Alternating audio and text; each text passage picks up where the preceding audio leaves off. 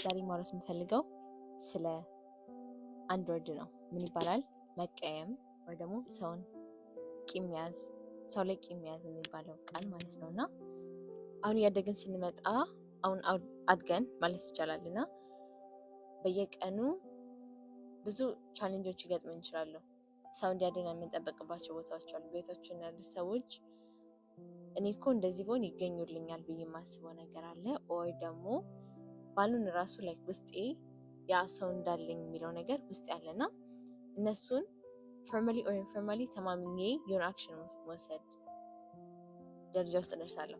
ከዛ ግን አክሽኑን በወስደውም ባልወስደውም ግን እነሱ እኔ ኤክስፔክት ያደረጉትን ያህል ካላደረጉልኝ or ደግሞ if they didn't care as much as I wanted them to or that I thought that they would ከዛ በኋላ ቂም የሚባለው ነገር ውስጥ እያደገ ይመጣል ማለት ነው። እና ለእኔ ሲያደርሱልኝ እኮ ለእንደዛ ሰው ደረሱ or ደግሞ አላ ላይክ እነሱ እንደዚህ ያላቸው እንደዚህ ሆነ የሚባለው ነገር ውስጥ ይመጣል ማለት ነው። እና ያ ነገር ኤክስፒሪየንስ አድርጌው ነበረ።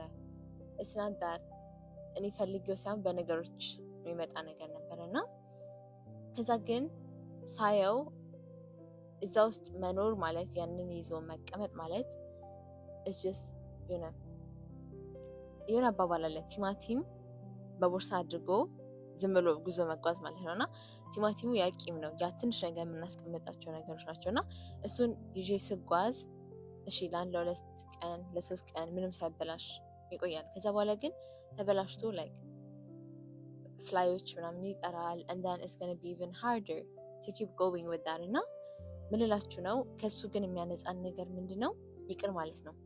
እና መጽሐፍ ቅዱስ ላይም ደግሞ ስለ ይቅርታ ብዙ ነገር ይናገራል። እና በፍቅር እግዚአብሔር የሚለውን ቃል ይዘን በፍቅር እርስ በርስ በመዋደድ የምንኖር ከሆነ ይሄ ቂም የምንለውን ነገር ደግሞ ወደዛ ገፈፍ አድርገን ላይክ ያ ሰው ቢያውቁም ባያውቀውም ይችላል እኮ ግን ደግሞ እኛ በልባችን ያ ያዝነው እኛ ቲማቲም እንደያዝን ሌላ ሰው ላይቅ ይችላል እና ያ የያዝንበት ሰው ላይቅ ይችላል።